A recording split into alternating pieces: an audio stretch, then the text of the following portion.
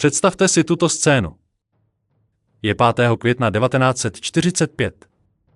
Rakouské Alpy. Středověký hrad tyčící se na rozeklaném útesu, obklopený hlubokými borovými lesy. Na hradbách voják nabíjí svůj kulomet. Žvíká žvíkačku. Na helmě má bílou hvězdu. Je to Američan. Vedle něj stojí další voják. Kouří silnou cigaretu. Na uniformě má orlici Wehrmachtu a železný kříž. Je to Němec. Nestřílejí po sobě. Dívají se stejným směrem. A z lesa se do kopce řítí tisíce jednotek SS, aby je oba zabili. To není alternativní historie. To není filmový scénář Quentina Tarantina.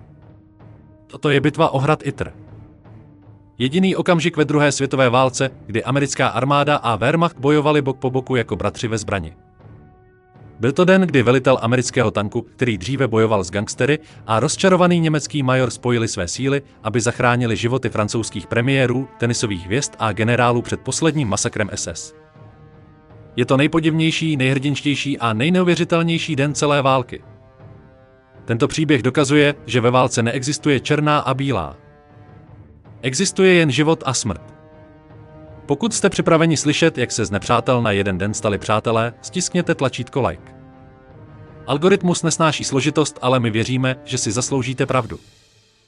Pokud jste to ještě neudělali, přihlaste se k odběru. Právě se chystáme přepsat vaše učebnice dějepisu. Rychlá poznámka, než začneme. Tento dokument je koncipován jako pohlcující zvukový zážitek. Nemusíte zírat na obrazovku. Ať už jste na procházce v parku, řídíte v noci auto, dřete v práci nebo ležíte v posteli a čekáte na spánek, prostě si nasaďte sluchátka. Zavřete oči. Chcete se mým hlasem přenést do Tyrolských hor. Vnímejte vůni borovic. Poslouchejte motory tanků. Vracíme se do roku 1945. 4. května 1945. Severní Tyrolsko, Rakousko. Válka fakticky skončila. Berlín byl kouřícím kráterem. Rudá armáda tančila na troskách říšského kancléřství. Adolf Hitler byl ohořelou mrtvolou v blátivém příkopu. Ale tady, na majestátních zasněžených vrcholcích Alp, Třetí říše ještě nebyla mrtvá. Škubala sebou ve smrtelných křečích. A jako raněné zvíře byla nebezpečnější než kdy jindy. Vysoko nad údolím Brixental na rozeklaném vápencovém útesu stál zámek Yttr. Hrad Yttr. Vypadal jako z pohádky věžičky, tlusté kamenné zdi, masivní brána. Poslední 2 roky však tento hrad nebyl domovem pro šlechtu. Byla to zlatá klec. O to speciální vězeňské zařízení koncentračního tábora Dachau. Ale nenašli byste tu hladovějící kostry. Nenašli byste tu plynové komory. Z toho byste našli křišťálové sklenice naplněné archivním koněkem. Našli byste knihovnu zásobenou klasikou. Našli byste vytápěné ložnice. Protože vězni uvnitř Yttru nebyli obyčejní muži. Byli to RNH Häftlinge, čestní vězni. Nejcennější rukojmí nacistického režimu. Podívejme se v toto pochmurné ráno do přijímacího salonu. V sametovém křesle sedí Édouard Daladier, bývalý francouzský premiér, který v roce 1938 podepsal s Hitlerem Mnichovskou dohodu ve snaze vykoupit mír, jen aby byl po selhání míru uvržen do tohoto vězení. U okna přechází Paul Reynaud, jeho nástupce, který vedl Francii během katastrofální invaze v roce 1940. Tito 2 muži se nenáviděli. V Paříži byli zahořklými politickými rivaly. Tady v téhle kamenné krabici byli nuceni sdílet jídlo, nuceni poslouchat dech toho druhého. U stolu sedí a hraje bridge Jean Borotra, skákající blesk, jeden z nejlepších tenistů historie. A s nimi jsou generálové jako Maurice Gamelin a Maxime Weygand. Představují zlomenou hrdost Francie. Hitler je nechal naživu pro monster proces, který se nikdy nekonal. Teď už byli jen zbytečnou přítěží. Nálada na hradě byla nabitá strachem. Oni viděli sloupy kouře stoupající z údolí pod nimi. SS pálili dokumenty. Vyhazovali do povětří mosty. Vězni znali rozkaz, který vydal Himmler, žádný vězeň se nesmí dostat do rukou spojenců živý. Dozorci SS, vedení brutálním velitelem Sebastianem Wimmerem, byli nervózní. Kontrolovali si hodinky. Kontrolovali své samopaly. Dívali se na vězně ne jako na VIP, ale jako na přítěž. Zabijí nás, zašeptal Reynaud Daladierovi. Než se sem dostanou Američané, postaví nás ke zdi na nádvoří. Daladier si dal doušek koněku. Ruka se mu třásla. Nebo zamknou dveře a hrad s námi uvnitř zapálí. Se stalo něco zvláštního. Velitel Wimmer zhodnotil situaci. Viděl americkou armádu blížící se ze západu. Viděl fanatické jednotky SS potulující se v lesích na východě. Uvědomil si, že pokud zůstane, buď ho Američané pověsí, nebo ho SS zastřelí za neschopnost. Takže Krysa opustila loď. Wimmer si spolu s brutálními strážci Totenkopf smrtihlav zbalil kufry. Naskákali do aut a na motorky. A uprchli. Brána zůstala otevřená. Na chvíli bylo ticho ohlušující. Francouzští VIP vyšli na nádvoří. Byli svobodní. Ale byli skutečně. Podívali se dolů do údolí. Lesy se hemžily Waffen-SS. Konkrétně 17. divizí tankových granátníků SSG von Berlichingen. Otrlí zabijáci, kteří popravovali každého, kdo se pokusil vzdát. Kdyby se Francouzi pokusili sejít z kopce, byli by během několika minut rozstříleni kulomety. Hrad se změnil z vězení v pevnost. Ale pevnost bez posádky. Vězni vyrabovali zbrojnici. Tenisová hvězda, politici a staří generálové popadli jakékoliv zbraně, které tu stráže zanechali pár pušek, nějaké pistole, pár samopalů MP40. Byl to žalostný pohled. Skupina starých mužů v oblecích připravující se na boj s tankovou divizí. Potřebovali pomoc. A potřebovali ji rychle. Zavolali Zvonimira Čučkově, chorvatského údržbáře a člena odboje, který na hradě pracoval. Vezmi si kolo, řekli mu. Jeď směrem k Američanům. Řekni jim, kdo jsme. Řekni jim, ať si pospíší. Čučkově odjel. Ale nevrátil se. Zoufalí vězni se obrátili na hradního kuchaře, Čecha jménem Andreas Krobot. Krobot popadl kolo. Nejel na západ k Američanům. Jel dolů do nedalekého městečka Vergele. Byla to sebevražedná mise. Vergele byl okupován SS. Ale Krobot měl kontakt. Slyšel zvěsti, že ne všichni Němci chtějí bojovat. V městečku Vergele byla atmosféra apokalyptická. SS věšeli zrádce na sloupy veřejného osvětlení. Připravovali se na poslední krvavý odpor. Ale uprostřed tohoto chaosu byla jedna jednotka Wehrmachtu pravidelné německé armády, která byla jiná. Vedl ji major Josef Gangl. Gangl byl hrdinou z ruské fronty. Byl to vyznamenaný voják. Ale s Hitlerem skončil.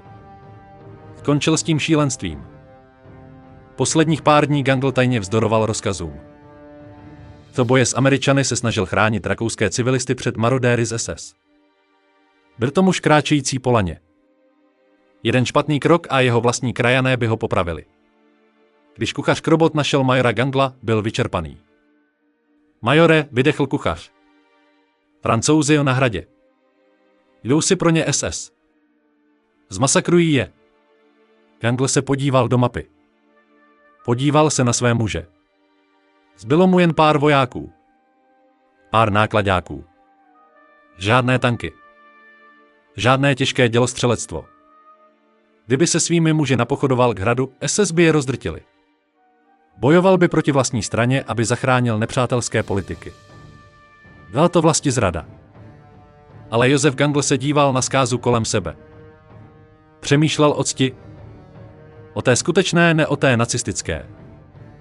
Nemůžeme je nechat zemřít, řekl Gangl tiše. Ale sám to nezvládne. Potřeboval palebnou sílu. Potřeboval zázrak. Udělal nemyslitelné. Naskočil do svého Kiepelwagenu. Popadl velkou bílou vlajku. A plnou rychlostí jel k americkým liniím. 8 mil daleko ve městě Kufstein právě dorazila 12. obrněná divize USA. Vedoucím tankem byl M4 Sherman jménem Besotten Jenny. Ve velitelském poklopu seděl kapitán John Jack Lee. Jack Lee byl typický americký tankista. Byl drsný, žvíkal doutníky, byl agresivní a vypadal jako hráč amerického fotbalu. Byl unavený. Chtěl, aby válka skončila, aby mohl jít domů a dát si pivo. Najednou zakřičel jeho střelec. Blíží se německé vozidlo. Bílá vlajka. Lee položil ruku na kulometráže 50. Zastavte palbu. Německý džíp s Mikem zastavil. Vystoupil major Wehrmachtu. Nezvedl ruce. Došel k tanku, zasalutoval a promluvil lámanou angličtinou. Jsem major Gangl. Potřebuji vaši pomoc. Kapitán Lee se na něj podíval. Zamrkal. Vy potřebujete moji pomoc? Kamaráde, vy prohráváte válku. Na hradě Itry jsou důležití vězni, vysvětloval naléhavě Gangl. Daladier. Reynaud. SS je zabijí. Chci je zachránit. Ale potřebuji tanky. Jí vyndal doutník z úst. Podíval se na německého důstojníka. Viděl zoufalství v jeho očích. To bylo proti všem protokolům. Spojit síly s nepřítelem? Bylo to šílené. Ale Jack Lee byl kovboj. Zapnul vysílačku. Velitelství tady Lee. Mám tu divnou situaci. Jdu na záchrannou misi. S nějakými německými přáteli. Rádio zapraskalo. Opakujte, Lee. Neptejte se, odpověděl Lee. Podíval se dolů na Gangla. Dobrá, majore, už klíbl se Lee. Věďte nás. Ale jestli zkusíte nějakou levárnu, ustřelím vám hlavu. Gangl přikývl. Rozumím. A tak se dal do pohybu nejpodivnější konvoj druhé světové války. V čele německý Kiepelwagen řízený majorem Wehrmachtu. Za ním americký tank Sherman. Za tankem náklaďák plný vojáků Wehrmachtu. A za nimi další náklaďák s americkou pěchotou. Šli do srdce území SS. Američané se dělili o cigarety s Němci. Němci ukazovali Američanům minová pole. Už nebyli nepřátelé. Byli to zachránci. Ale když se blížili ke klikaté horské silnici vedoucí k hradu, údolím se rozlehl zvuk střelby z kulometů. SS zahájili útok. Slunce zapadalo. Besoten Jenny zařvala motorem a začala stoupat strmým svahem k branám pekla. Uvnitř hradu nalil francouzský premiér poslední sklenku koněku. Pánové, řekl. Věřím, že začalo poslední dějství. Tak k hradu Itr byla klikatá stužka štěrku, která se tiskla k úbočí hory. Vlevo sráz do údolí. Pravo husté temné lesy, kde čekali SSáci. Motor M4 Sherman Besoten Jenny řval a prskal, jak stoupal do prudkého svahu. Pásy drtily hlínu. Kapitán Jack Lee stál ve velitelském poklopu, oči prohledávaly hranici stromů. Ruku měl pevně na rukojety svého kulometu ráže 50. Za ním v náklaďáku vojáci Wehrmachtu majora Josefa Gangla svírali své pušky Kar 98. Dívali se na americký tank ne se strachem, ale s podivným pocitem naděje. Tato scéna, která popírala veškerou logiku. Americký válečný stroj vedoucí německou četu do boje proti Němcům. Když projeli poslední zatáčkou, tyčil se nad nimi hrad. Byl velkolepý a děsivý. Pevnost z šedého kamene proti tmavnoucí obloze. Ale byl tu problém. Most. By se dostali na hradní nádvoří, museli přejet úzký starobylý kamenný most přes hluboký suchý příkop. Lee se podíval na most. Byl postaven pro koně a povozy, ne pro 30tunový tank. Dubni na to nařídil Lee svému řidiči. Besoten Jenny vyrazila vpřed. Kámen sténal pod tou váhou. Do příkopu padal prach. Na vteřinu, při které se zastavilo srdce, to vypadalo, že se most řítí. Ale tank vydržel. S posledním trnutím projel klenutou bránou na nádvoří. Motor zasl. Ticho se vrátilo. Kapitán Lee seskočil z tanku. Oprášil si uniformu, upravil helmu a rozhlédl se. Čekal, že najde pár vyděšených vězňů. Co našel, byl surrealistický koktejlový večírek. Z hradních dveří vyšla smetánka francouzské společnosti. Muži v oblecích na míru, kouřící drahé cigarety. Eduard Daladier, muž, který si v Mnichově potřásl rukou s Hitlerem. Paul Reynaud, válečný vůdce. Generál Gemelin, bývalý velitel francouzské armády. Spěchali k Léovi, tváře zářící úlevou. Čekali prapor. Čekali flotilu náklaďáků, které je odvezou do Paříže. Podívali se za Léo. Viděli ten jeden tank. Viděli hrstku Američanů. A pak uviděli Němce vyskakující z náklaďáku za tankem. Úsměvy zmizely. Kde je zbytek? Zeptal se Reinaud a hlas se mu třásl. Tohle je všechno? Kapitán Lee žvíkal doutník. Tohle je všechno, kámo. Kavalerie jsem jenom já. Francouzi byli zděšeni. Ale SS? Jsou jich stovky. Nemůžete bránit tohle místo s jedním tankem. Lee se podíval na vysoké zdi. Podíval se na tlustá dubová vrata. Udržíme to, řekl Lee pevně. Zakopeme se. Posily přijdou nakonec. Obrana hradu Yttr začala nejbizarnější poradou ve vojenské historii. Kapitán Lee převzal velení. Nezajímala ho politika. Nezajímalo ho, že tito muži byli bývalí premiéři nebo generálové, kteří ho hodností převyšovali o 10 stupňů. Na tomto hradě byl šéfem on. Takže poslouchejte. Štěkl Lee. Je mi jedno, kdo jste. Pokud udržíte zbraň, jste dnes večer vojáci. Začal vydávat rozkazy. Umístil Besoten přímo do hlavní brány. Tank zablokoval vchod jako ocelový špunt v láhvi. Jeho 75 mm hlavní dělo mířilo dolů na cestu, připravené rozstřílet cokoliv, co se objeví. Rozmístil své americké pěšáky na hradby s kulomety. A pak přišel okamžik pravdy. Otočil se k majoru Ganglovi a jeho vojákům Wehrmachtu. Majore, řekl Lee. Vezměte si severní zeď. Nenechte je, aby nás obešli. Gangl přikývl. Nařídil svým mužům, kteří přísahali věrnost Hitlerovi, aby zaujali pozice vedle Američanů. Rozestavili své kulomety MG-42. Sdíleli bedny s municí.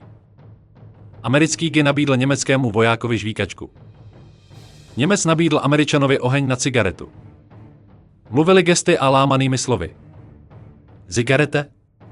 OK. Good. Spojoval je společný nepřítel Waffen-SS. Ale nejpřekvapivějšími dobrovolníky byli samotní VIP. Jean Borotra, tenisová hvězda, se nechtěl schovávat ve sklepě. Jsem Besk, prohlásil. Já se neschovávám.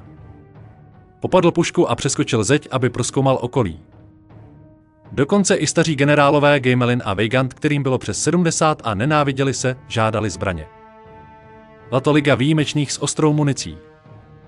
Jak padla noc, teplota klesla. Lidi se změnili v černé siluety. Hrad se stal hrobkou ticha. Ale dole v lese se shromažďovali vlci. 17. divize tankových granátníků SS nebyla žádná banda otrhanců. Byli elitní. Byli rozuření. Věděli, že uvnitř hradu jsou zrádci. Představa, že vojáci Wehrmachtu bojují po boku Američanů, byla urážkou všeho, v co věřili. Jejich velitel SS-Obersturmbannführer Georg Bochmann vydal rozkaz žádní přeživší. Spalte hrad. Zabijte všechny. Kolem půlnoci začaly průzkumné útoky. Práseke. Výstřel z pušky ze tmy. Cink. Kulka křísla o kamennou zeď poblíž americké hlídky. Pak charakteristický trhavý zvuk MG-42 z okraje lesa. Rrrt, obránci palbu opětovali. Do černého lesa létaly svítící střely, červené a zelené pruhy se křížily na noční obloze. Kapitán Lee seděl ve věži svého tanku a poslouchal. Slyšel zvuk motorů dole v údolí. Těžkých motorů. Přisunují dělostřelectvo, zamumlal ke svému střelci. Zkusí nás vyhodit do povětří. Uvnitř hradu byla atmosféra směsicí hrůzy a surrealismu. Kuchař připravil skromnou večeři. Francouzští politici jedli, pili poslední víno a diskutovali o strategii, jako by byli zpátky ve válečné místnosti v Paříži. Jestli zemřeme, řekl Daladier temně, alespoň zemřeme v boji. Ne v plynové komoře. Major Gangl chodil po hradbách. Kontroloval své muže. Kontroloval Američany. Zastavil se u kapitána Leo. Kapitáne, řekl Gangl tiše. Moji muži obojí se. Nesmrti. Ale toho, co se stane jejich rodinám, až se SS dozví, že bojovali s vámi. Lee se podíval na německého důstojníka. Viděl muže, který ztratil svou zemi, ztratil svého vůdce a nyní bojoval o svou duši. Dostaneme vás odsud, majore, slíbil Lee. Řekneme jim, že jste byli hrdinové. Gangle se smutně usmál. V téhle válce, kapitáné, nejsou hrdinové. Jen přeživší. 3 hodiny ráno. Průzkumné útoky ustaly. Lesy stichly. Bylo to ticho před bouří. Lee věděl, co to znamená. SS se přesouvali do útočných pozic. Rozestavovali minomety. Rozmísťovali svá protitanková děla. Čekali na slunce. Lee slezl z tanku. Vešel na nádvoří. Podíval se na tu nesourodou skupinu obránců. Tenista držící granát. Bývalý premiér svírající pistoli. Voják Wehrmachtu spící opřený o zeď vedle kluka z OH. Bylo to absurdní. Bylo to nemožné. Lee se podíval na hodinky. Blížil se úsvit. A s ním peklo. Zbuďte je, zašeptal Lee. Připravte se. 5. května 1945, 4 hodiny ráno. Slunce začalo krvácet přes vrcholky rakouských Alp. Chladná šedá mlha se držela borovic obklopujících hrad. Uvnitř nádvoří byli obránci vzhůru. Uči měli zarudlé, ruce studené na oceli svých zbraní.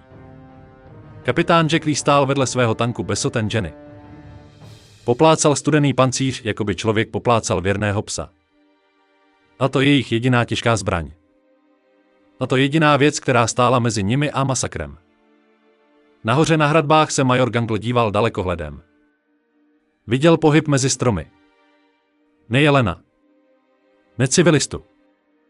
Viděl zřetelné maskovací haleny Waffen-SS. Stovky z nich. Už jdou, zašeptal Gangle. Útok nezačal křikem. Začal hromobitím. Sryté v okraji lesa asi 1000 metrů daleko SS umístili 88 mm děloflek. To byla nejobávanější zbraň války. Vysokorychlostní kanon schopný krájet pancíř tanků jako horký nůž máslem. Bum. Zvuk se odrazil od stěn údolí. O milisekundu později narazil granát do horního patra hradu, přímo nad místnost, kde se ukrývali francouzští politici. Prach a kamenná suď pršely na nádvoří. K zemi. Křičel Lee. Palba. Bum. Druhý granát. Tentokrát němečtí dělostřelci upravili míření. Nemířili na hrad. Mířili na tank. Granát výzdal vzduchem a zasáhl Besotten Jenny přímo do středu. Výbuch byl ohlušující. M4 Sherman se nerozletěl na milion kousků. Ale dopad byl katastrofální. Granát prorazil pancíř. Munice do kulometu uvnitř začala vybuchovat. Pop, pop, pop, pop. Tlaková vlna srazila Leo k zemi. Vyškrábal se na nohy, kašlaje ve štiplavém kouři. Jenny je vyřízená. Křičel. Pryč od tanku. Vybuchne to. Posádka vyskákala ven. Obránci s hrůzou sledovali, jak se jejich železní strážce, jejich symbol americké síly, mění v hořící rakev ze zkrouceného kovu. Brána byla nyní zablokována vrakem. Ale hlavní dělo bylo nepoužitelné. Těžký kulomet byl pryč. Byli nazí. Když byl tank zničen, pěchota SS zahájila útok. Vorwärts. Před. Z východu i západu se z lesa vyhrnuly šedé postavy. Pohybovali se s děsivou disciplínou veteránů. Pálili krátké kontrolované dávky ze svých MP-40. Odpalovali rakety z Panzerfaustů na zdi. Hluk byl nepopsatelný. Praskání pušek, řev granátů, křik mužů. Na hradbách bojovala nepravděpodobná aliance o život. Vlevo pálil americký gy ze svého samopalu Thompson, dokud hlaveň nerozžavila do ruda. Napravo od něj voják Wehrmachtu přebíjel svou pušku Mauser. Bank. Cvak klap. Bank. Stříleli na své vlastní krajany. Myšte na důstojníky. Křičel Gangle na své muže německy. Držte je zpátky.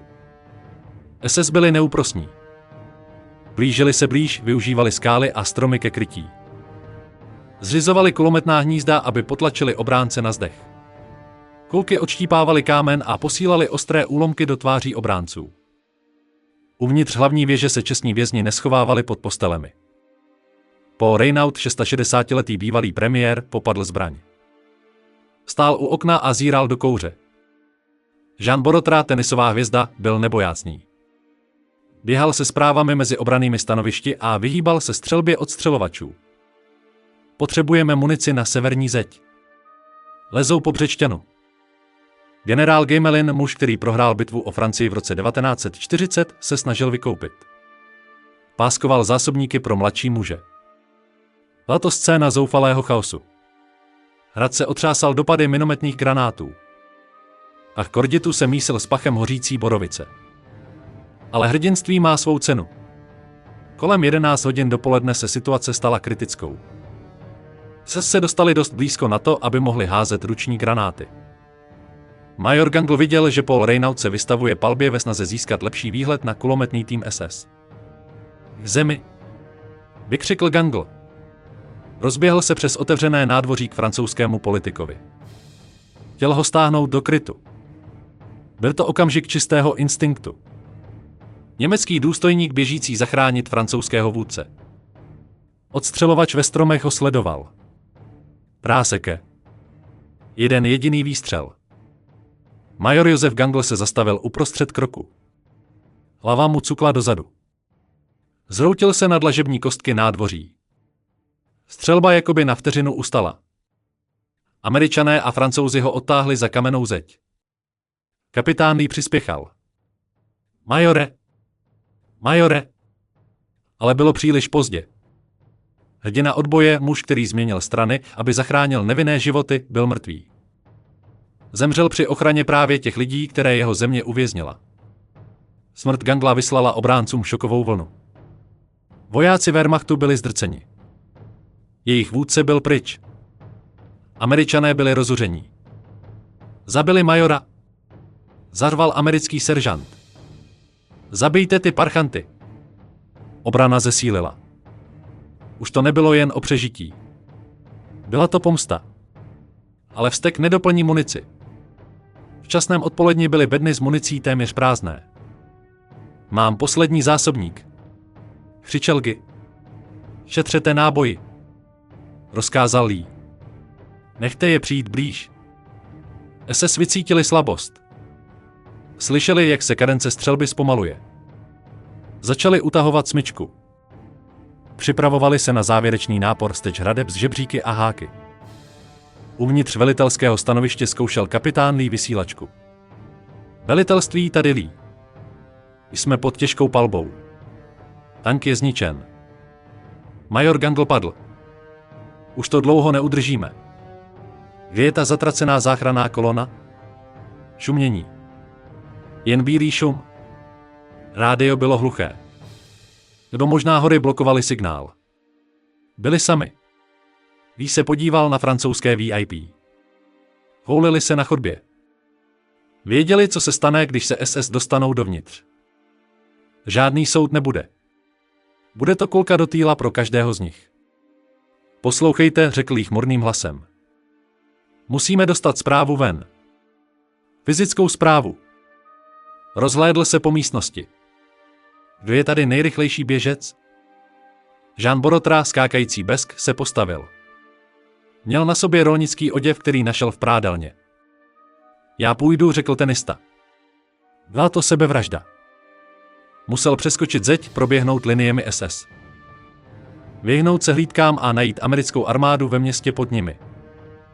Jestli půjdete, zastřelí vás jako králíka, řekl Lee. Odehrál jsem mnoho těžkých zápasů, usmál se tence Borotra. Tohle je jen další. Potřásl Leovi rukou. Potřásl rukama svým spoluvězňům. Pak běžel k severní zdi. Přelezl parapet a seskočil do křoví. Obránci čekali. Naslouchali zvuku výkřiku nebo výstřelu, který by znamenal jeho smrt. Minuty ubíhaly. Nic. Zvládl to? Nebo ležel mrtvý v příkopu? Mezitím velitel SS Bochmann zkontroloval hodinky. Koncujte s tím, nařídil svým jednotkám. Chtěl hrad dobít před západem slunce. Hlavice Panzerfaustu narazila do hlavní brány a vyrazila těžká dubová vrata z pantů. Cesta byla volná. Vrak Besotten Jenny stále blokoval cestu, ale pěchota se kolem něj mohla protáhnout. Kapitán Lee natáhl závěr své pistole. Popadl Thompson od zraněného vojáka.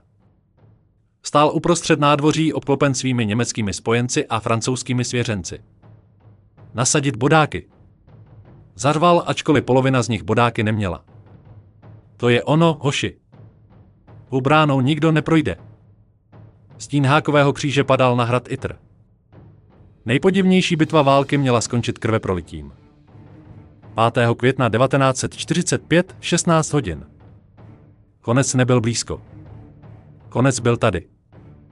Útočné jednotky SS prolomily vnější obranu. Projeli se kolem hořícího vraku Besotten Jenny jako mravenci na zdechlině. Kůr zaplnil nádvoří, hustý a dusivý. Páchlo to spálenou gumou, rozdrceným kamenem a smrtí. Kapitán Jack Lee stál za hromadou suti poblíž vchodu do věže. Tvář měl zčernalou slzemi. Jeho samopal Thompson byl na dotek horký. Krátké dávky. Křičel na své muže. Ať se počítá každá kulka. Vedle něj mladý voják Wehrmachtu vystřelil poslední zásobník ze své pušky Kar 98, pak prázdnou zbraň zahodil a vytáhl zákopový nůž. Bylo to středověké. Technologická síla 20. století vyčerpala palivo. Teď to byli jen muži, kteří se snažili zabít jeden druhého tím, co jim zbylo. SS křičeli urážky. Vereter! Zráci křičeli na německé obránce. Granát dopadl poblíž dveří do sklepa, kde se ukrývaly francouzské ženy a starší generálové. Výbuch otřásl základy hradu. Paul Reynaud, 66letý politik, svíral zasekávající se pistoli. Podíval se na Daladýra. Nemluvili. Věděli, že pokud se SS dostanou přes dveře, budou okamžitě popraveni. Rozkaz od Himmlera byl jasný, žádní svědci. Jí zkontroloval zásobník. Prázdný. Zarazil tam svůj poslední buben. To je konec, pomyslel si. Tady končíme. Podíval se do tváří svých mužů, Američanů a Němců. Byli vyčerpaní. Krvácející. Ale stále stáli. Připravoval se nařídit ústup do věže k poslednímu, sebevražednému odporu na schodišti. A pak zvuk. Nebyl to výkřik. Nebyl to výbuch. Bylo to dunění. Hluboké, rytmické a těžké. Vibrovalo to podrážkami jejich bot. Výstuhl. Byl to tank Tiger SS? Pokud ano, byli by mrtví do 10 sekund. Ale pak přišel zvuk, který každý americký voják znal lépe než hlas své matky. Těžké, rytmické duni kulometu Browning M2 ráže 50. A nepřicházelo to z hradu. Přicházelo to ze silnice za zády SS. Poslouchejte, křičel Lee. Slyšíte to? Skrz kouř viděli, jak se vojáci SS otáčejí. Řadami útočníků projel zmatek. Jean Borotra, tenisová hvězda, to dokázal. Nebyl zastřelen. Proběhl uličkou smrti, vyhnul se hlídkám a dosáhl amerických linií ve městě Vergele. A přivedl s sebou peklo. Po horské silnici nejela jen hlídka. Byl to z té 42. pěší pluk. Kolona tanků Sherman, polopásových vozidel a nákladáků naložených rozlobený migy. Zastihli SS zcela nepřipravené. Z lovců se stala kořist. Americké tanky zahájily palbu. Bum. Vysoce explozivní granát narazil do pozic SS v lese. Stromy se tříštily. Kulometná hnízda se vypařila. Těžké kulomety na amerických polopásových vozidlech trhaly křídlo SS.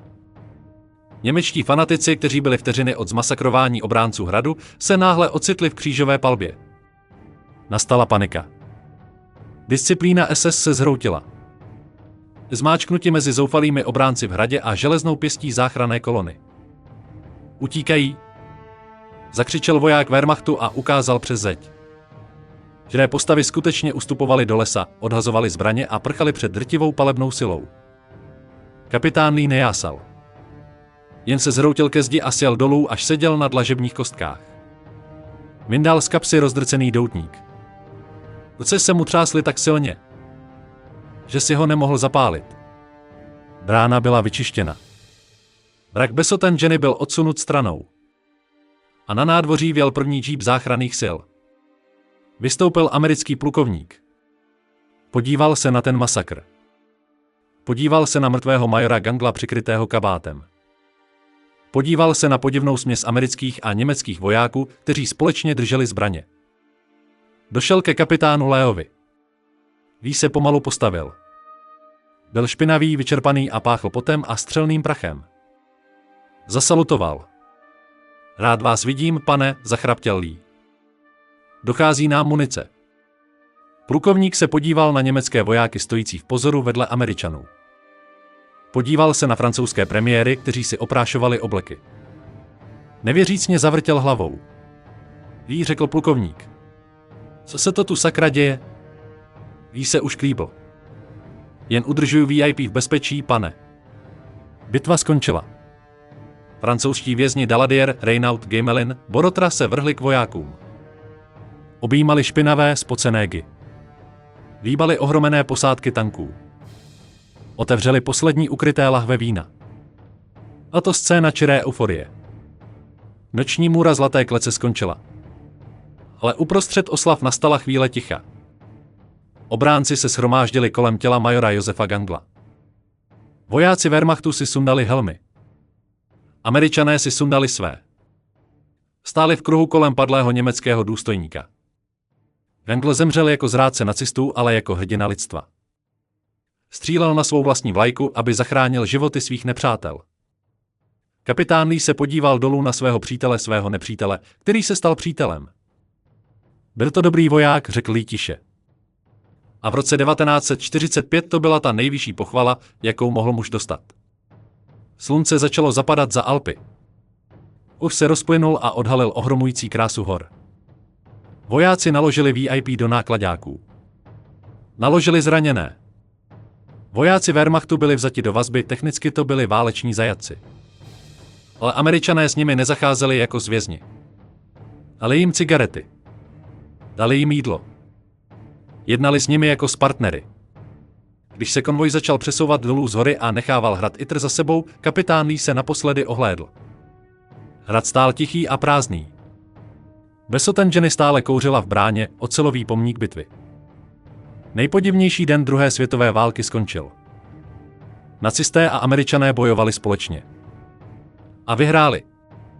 Zbraně hradu Itr utichly večer 5. května 1945. O 2 dny později se Německo oficiálně vzdalo.